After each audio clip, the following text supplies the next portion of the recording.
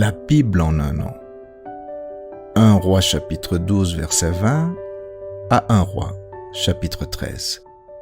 Psaume 132. Proverbe 17, 6. Lecture du 14 juin.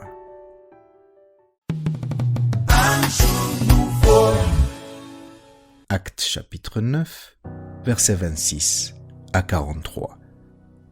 Lorsqu'il se rendit à Jérusalem, Saul tâcha de se joindre à eux, mais tous le craignaient, ne croyant pas qu'il fût un disciple.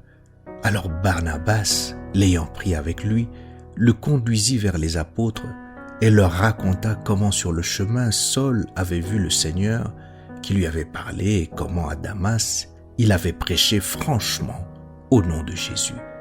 Il allait et venait avec eux dans Jérusalem et s'exprimait en toute assurance au nom du Seigneur. Il parlait aussi et disputait avec les hellénistes, mais ceux-ci cherchaient à lui ôter la vie. Les frères, l'ayant su, l'emmenèrent à Césarée et le firent partir pour Tars. L'Église était en paix dans toute la Judée, la Galilée et la Samarie, s'édifiant et marchant dans la crainte du Seigneur, et elle s'accroissait par l'assistance du Saint-Esprit. Comme Pierre visitait tous les saints, il descendit aussi vers ceux qui demeuraient à Lyde. Il y trouva un homme nommé Énée, couché sur un lit depuis 8 ans et paralytique. Pierre lui dit : « Énée, Jésus-Christ te guérit. Lève-toi et arrange ton lit. » Et aussitôt, il se leva. Tous les habitants de Lyde et du Saron le virent et se convertirent au Seigneur. Il y avait à Joppé, parmi les disciples, une femme nommée Tabitha, ce qui signifie Dorcas. Elle faisait beaucoup de bonnes œuvres et d'aumônes. Elle tomba malade en ces temps-là et mourut. Après l'avoir lavée, on la déposa dans une chambre haute.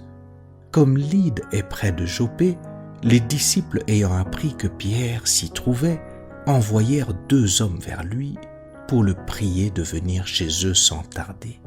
Pierre se leva et partit avec ces hommes. Lorsqu'il fut arrivé, on le conduisit dans la chambre haute. Toutes les veuves l'entourèrent en pleurant et lui montrèrent les tuniques et les vêtements que faisait Dorcas pendant qu'elle était avec elle. Pierre fit sortir tout le monde, se mit à genoux et pria.